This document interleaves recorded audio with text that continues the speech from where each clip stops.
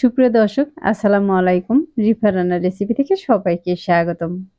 আজ আমি আপনাদের সাথে শেয়ার করব খুবই মজার আর ইউনিক একটি নাস্তার রেসিপি। শুধুমাত্র একটি ডিম আর আটা দিয়ে তৈরি এই নাস্তাটি, যা খুব সহজেই বানিয়ে নিতে পারবেন। আশা করছি প্রতিদিনের মতো আমার আজকের রেসিপিও আপনাদের কাছে খুবই ভালো লাগবে। আর রেসিপি ভালো লাগলে ভিডিওতে অবশ্যই একটি লাইক দিয়ে শেয়ার করার অনুরোধ রইল। আর রেসিপিটি কেমন হয়েছে তা অবশ্যই কমেন্টে লিখে জানাবেন। আমার চ্যানেলটি এখনো সাবস্ক্রাইব করে না থাকলে চ্যানেলটি সাবস্ক্রাইব করে আমাকে সাপোর্ট করবেন। তাহলে আর কথা না বাড়িয়ে চলুন রেসিপিটি একবার দেখে নিই। আজকের এই রেসিপিটি বানানোর জন্য প্রথমে একটি মিক্সিং বলে দিয়ে দিচ্ছি আমি 1 কাপ পরিমাণ আটা, আর দিয়ে দিচ্ছি 1/2 চা চামচ লবণ, 1 চা চামচ চিলি ফ্লেক্স, আর দিয়ে দিচ্ছি কিছুটা ধনিয়া পাতা। আমি এখানে বড় যে ধনিয়া পাতাটা হয় সেটাই নিয়েছি। আর এর মাঝে দিয়ে দিচ্ছি একটি ডিম। এবার এই ডিম দিয়ে আমি আটাটাকে প্রথমে মাখিয়ে নিব। ডিম আর আটাটা মাখিয়ে নিলে তাহলে কিন্তু পানির পরিমাণটা বোঝা যাবে। আমি ডিম আর আটাটাকে মাখিয়ে নিয়েছি। এখন এখানে আমি অল্প অল্প করে পানি দিয়ে দিব। অল্প করে পানি দিয়ে একটি ডো তৈরি করে নিব। প্রথমেই কিন্তু পানিটা একবারে দিব না। পানিটা যদি একবারে বেশি পরিমাণে দেওয়া হয় তাহলে কিন্তু ডোটা নরম হতে পারে। তাই যে কারণে এখানে আমি একটু একটু করে পানি দিয়ে দিচ্ছি আর খুব সুন্দর করে একটি ডো বানিয়ে নিচ্ছি। এটাটা কিন্তু একটু নরমই বানিয়ে নিয়েছি। এখন এর মাঝে দিয়ে দিচ্ছি আমি 1 টেবিল চামচ পরিমাণে রান্নার তেল। তেলটা আমি দইয়ের সাথে খুব ভালোভাবে মিশিয়ে নিচ্ছি।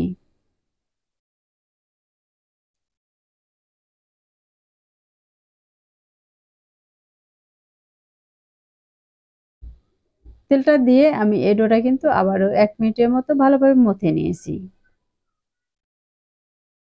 এ পর্যায়ে আমি হাতটা পরিষ্কার করে তেল লাগিয়ে নিয়েছি। আর এখান থেকে কিছুটা ডো আমি হাতে নিয়ে নিচ্ছি। এবার হাত দিয়ে চেপে চেপে একটু গোল করে নিচ্ছি। এখন এটাকে বোর্ডে নিয়ে নিচ্ছি আর বোর্ডের উপরে সামান্য পরিমাণে আটা দিয়ে দিচ্ছি।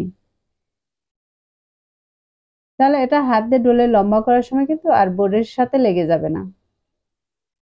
এই ডোটা কিন্তু খুব বেশি আটা দিয়ে ডলে নেওয়া যাবে না, হালকা করে আটা দিয়ে এগুলোকে ডলে নিতে হবে। এখন এটাকে কিন্তু আমি 2 হাত দিয়ে আরো লম্বা করে নিচ্ছি।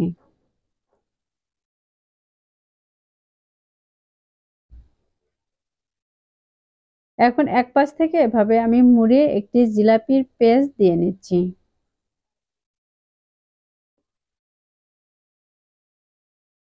আমার এ পর্যায়ে কিন্তু একটি বানানো হয়ে গেছে।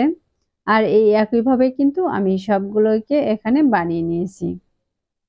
আর বানানোর পর দেখতে পাচ্ছেন কতটা সুন্দর হয়েছে। আর এগুলো ভাজার জন্য চুলায় একটি ফ্রাই প্যান বসিয়ে গরম করে নিয়েছি আর তার মাঝে দিয়ে দিচ্ছি কিছুটা পরিমাণে তেল। আমি আজকের এই নাস্তাগুলো কিন্তু ডুবো তেলে ভাজবো না, একটু হালকা তেলেই ভেজে নিব। এখানে যে কয়টিতে ভেজে নেওয়া যাবে আমি সেই কয়টি কিন্তু দিয়ে দিয়েছি। আর যখন এক পাশে এরকম কালার চলে আসবে তখন এগুলোকে উল্টিয়ে নিচ্ছি। এই নাস্তাগুলোর গায়ে কিন্তু একটু কালার চলে এসেছে, এগুলোকে উল্টিয়ে নিচ্ছি। নাস্তাগুলোকে প্রায় আমি 5 থেকে 6 মিনিটের মতো মিডিয়াম আঁচে ভেজে নিব। আর এর মাঝে কিন্তু বেশ কয়েকবার এভাবে উল্টিয়ে নিব। দুপাশে কিন্তু খুব সুন্দর কালার করে ভেজে নিব। এই পর্যায়ে কিন্তু দেখতেই পাচ্ছেন নাস্তাগুলোর গায়ে খুব সুন্দর একটি কালার চলে এসেছে। এখন এগুলোকে আমি কড়াই থেকে উঠিয়ে নিচ্ছি।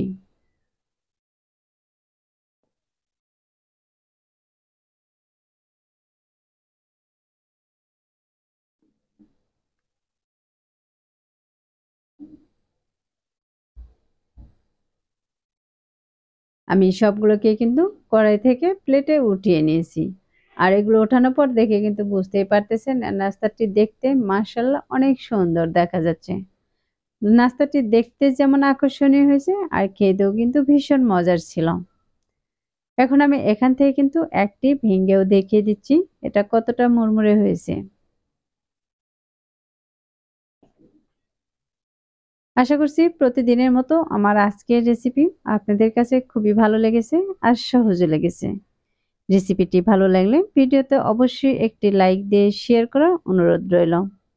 আর রেসিপিটি বাসায় অবশ্যই একবার ট্রাই করবেন। আর আমার আজকের রেসিপি আপনাদের কাছে কেমন লেগেছে তা অবশ্যই কমেন্টে লিখে জানাবেন। আমার চ্যানেলটি এখনো সাবস্ক্রাইব করে না থাকলে চ্যানেলটি সাবস্ক্রাইব করে আমাকে সাপোর্ট করবেন। তাহলে আর কথা না বলে আজকের মতো এখানেই বিদায় নিচ্ছি। সবাই ভালো থাকবেন, সুস্থ থাকবেন আর আমার নিয়মিত রেসিপির সাথেই থাকবেন। আমার জন্য দোয়া করবেন। আল্লাহ হাফেজ।